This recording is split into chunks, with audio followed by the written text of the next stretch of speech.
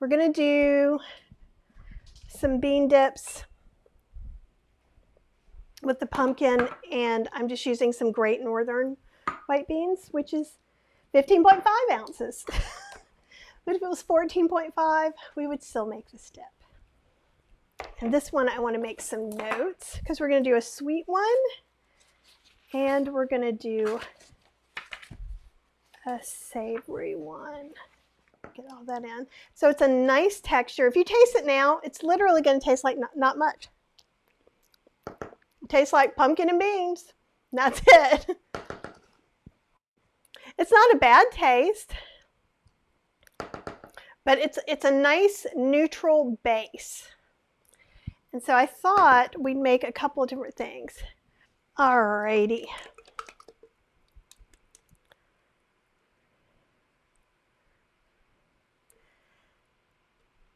And you don't have to make 2 dips. Let's say you want to have a dessert party, or you only want to have a savory appetizer party. And there you go. Now for these pumpkin dips, we could cut out like jack-o'-lantern faces with veggies. We can always use olive eyeballs. That's always a win in my book to decorate this. So we're going to end up putting them in little cauldrons once this is done. So let's call the red one savory. And so I was saying you could do chili powder, cumin, coriander. And so I'm going to do some of that. We're going to put a little bit of, can put a little bit of garlic in there. A little bit of smoked paprika. Okay. So for this, I'm probably going to start out a little bit smaller since we're doing smaller amounts. And I will try to keep notes over here.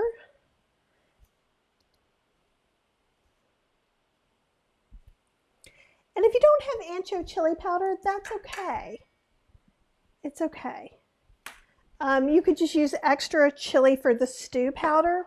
This is actually just like ancho chilies that were dried, that I took the seeds out, stems, ribs, dehydrated and ground. And it smells like magic. So I will say that right now. Smoked paprika, because I love the smoky things. Garlic and onion is going to add a little bit of pizzazz. The chili powder that I have has chili powder, cumin, garlic, and oregano. Okay, so I think we're going to put half a teaspoon of chili powder, half a teaspoon of smoked paprika, half a teaspoon of garlic, and a 1/4 teaspoon of onion powder.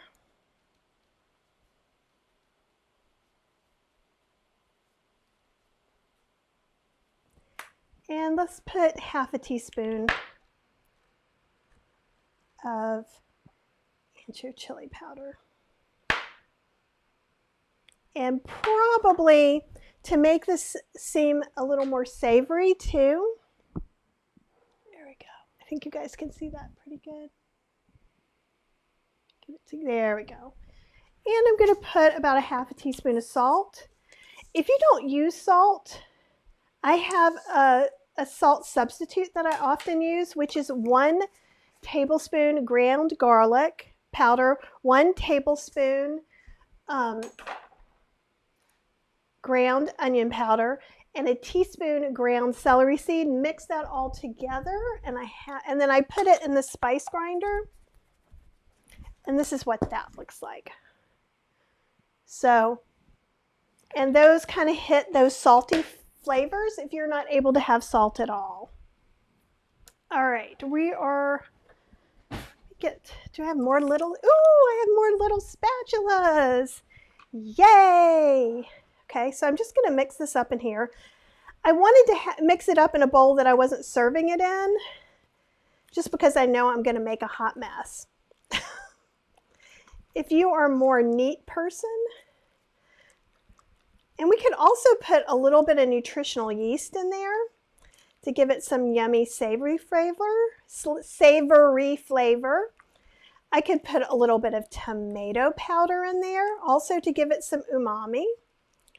Okay, get some more tasting spoons because we're going to need a few.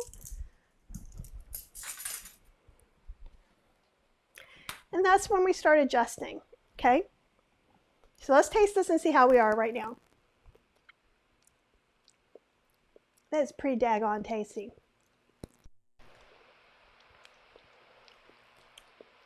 It's got a nice darkness, which reminds me of fall, the brown leaves, getting dark earlier. That's kind of why I want to use the smoked paprika with the ancho chili, gives those darkness. If you wanted to make this more kind of Mexican-y, we could add a little bit of lime in there. You could add a little bit, I think I have a jalapeno balsamic. You could put a little bit of that in there. I'm not sad with it just the way it is though. This is pretty awesome. I wish you guys could taste this. So I was expecting it not to be where it is. I could mess with it a little bit, like I said. I'm trying to remember where did that vinegar get put in here? Yes. Maybe no, lavender. Which one is this? White balsamic. Jalapeno white balsamic. Okay, so I'm going to put just a tad, maybe a half a teaspoon. Let me smell it together though. So I have the flavors in my mouth.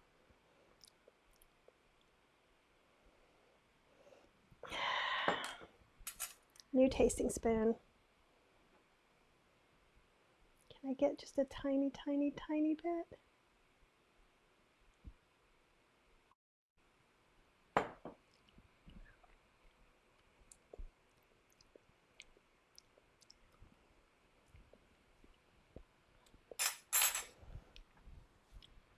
I'm going to start with like a quarter teaspoon. It probably could hold a half to 1 teaspoon. But I just want a little bit of that brightness. I love jalapenos for that brightness, and if you had jalapeno powder, that would also be kind of good.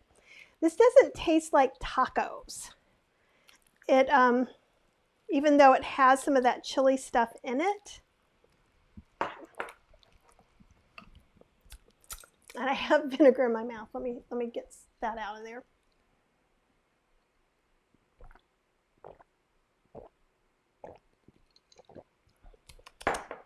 Let's see if I neutralize that or not. Love it. Quarter teaspoon is enough.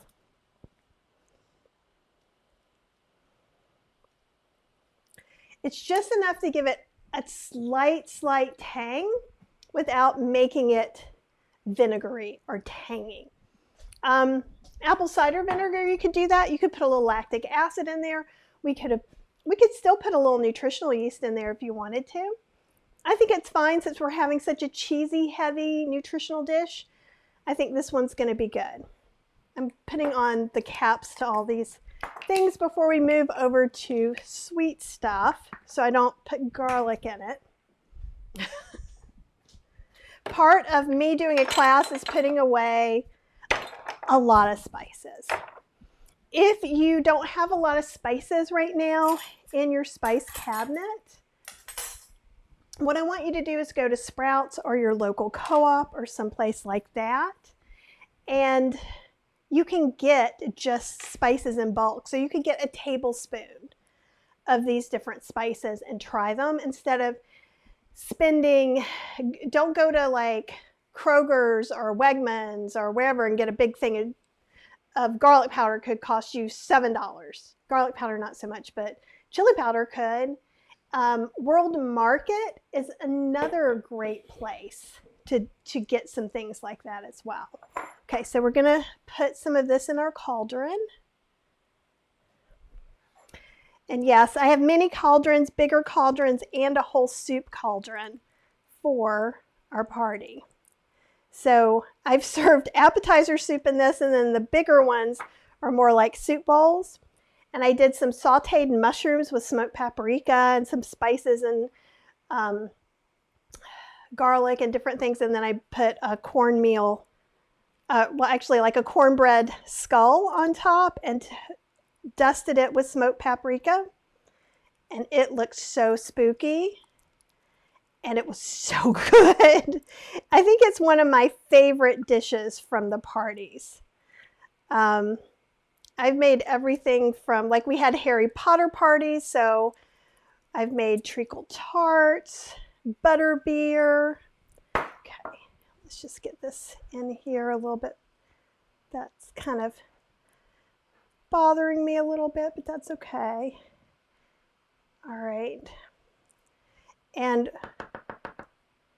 what we can do to tell the two apart, because the colors will be a little different, but I'm licking this off the spoon, you guys, because it's so good. I really, really like it. It would also make a really nice, it'd be really nice spread on toast as well. So one of the things I do have that we could put on our caramel hummus too is I have some of this black salt. But we could just sprinkle some black salt on here to remind people it's savory. And it's spooky. If I was super good at doing things like that, I'd put like an, well, actually, I guess S could be sweet or savory, huh? So, okay, so now we're going to do the sweet one. So I'm going to put some maple syrup in there. I love maple syrup. It is my favorite. I consider it an unrefined sweetener. Not everyone does. Ooh, I may not get in this though. Goodness gracious. I gotta get the steak knife out. Have you guys seen the meme? Where basically it says what vegans use steak knives for is to cut open the tofu container, evidently, and this maple syrup container. Oh. I'm going to have to wash my hands. I used to work in a breakfast restaurant, and I used to basically come home wearing syrup. So I have a thing about not having syrup everywhere, as you can tell from the look on my face right now. It is delicious to eat. It is not nice to wear. So I'm probably going to go ahead and put about 2 tablespoons because I want this to be pretty desserty. Let's see if I can get this on where the pourer is the right place. You guys are my lucky charm. Okay. So 1, 2.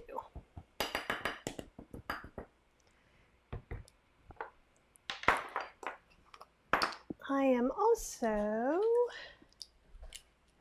going to put ½ teaspoon of cinnamon.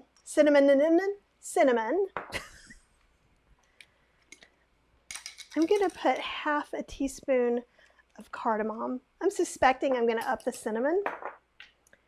And let's get some of that. Do I want nutmeg? I don't want nutmeg. So I want some allspice and maybe some cloves. I'm going to do a ½ teaspoon of allspice, pinch of cloves, ½ a teaspoon cinnamon, ½ a teaspoon cardamom.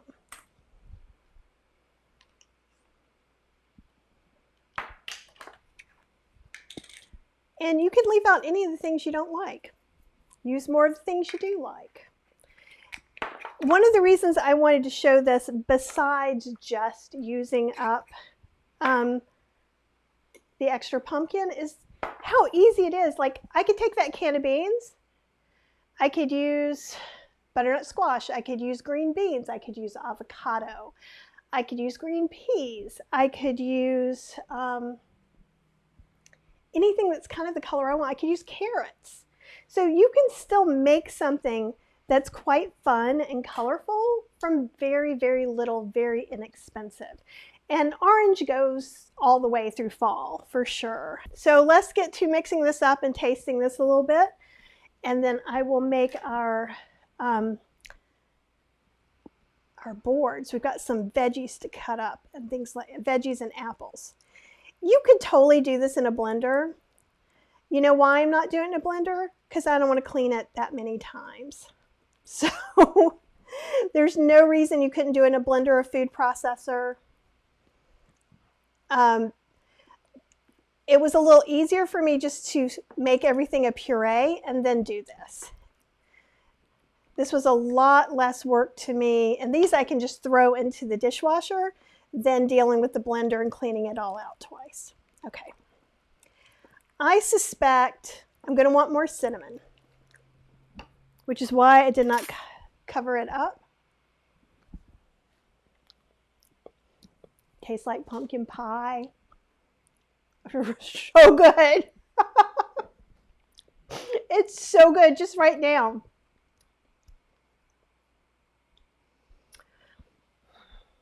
I don't think I need any more cinnamon. But you know what would be really good in here? You could put some salt in there, just a little bit, but I'm going to add some miso. I'm trying to remember where I put it. Did I put it back in the fridge? I put it back in the fridge.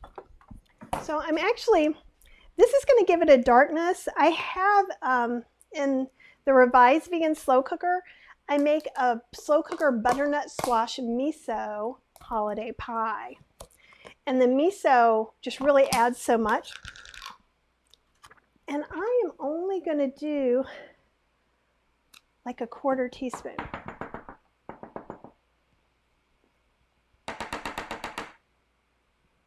Get that little bit out. Okay. And I also need to clean some of this off so we can do this, but I'm mixing it in. Okay. And you could use salt, and we may need more. I'm not sure yet. Okay, I think that's probably mixed up pretty good. Let's try it again.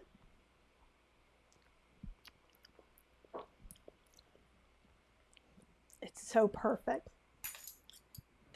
And let's put this in our cauldron, the sweet pumpkin dip. So another thing we can do is on this one, we could sprinkle a little sanding sugar. Let's see if I can open this.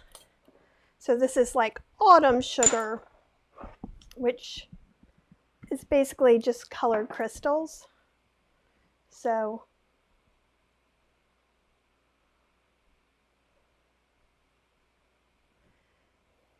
it kind of looks like the salt though, so hopefully no one gets them mixed up.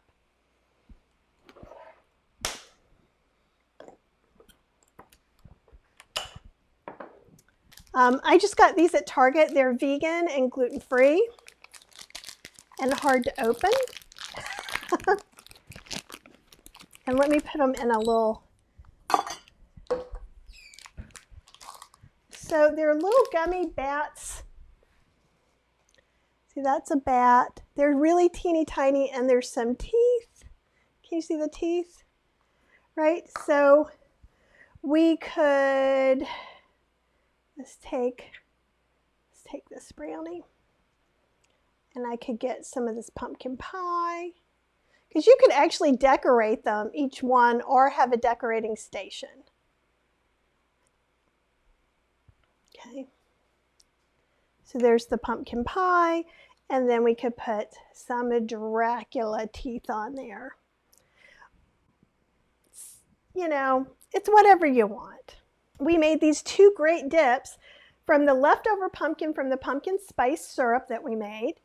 And we made one that tastes like pumpkin pie and one that tastes kind of like dark umami goodness of fall. We Halloweened it up. You could easily take this into Thanksgiving, honestly, all the way into the New Year's. Just maybe you wouldn't use pumpkin for the dips. Maybe you would use something else. Maybe you could use nuts or something a little more, decadent. Okay, everybody, talk to you soon. Have an amazing rest of your year.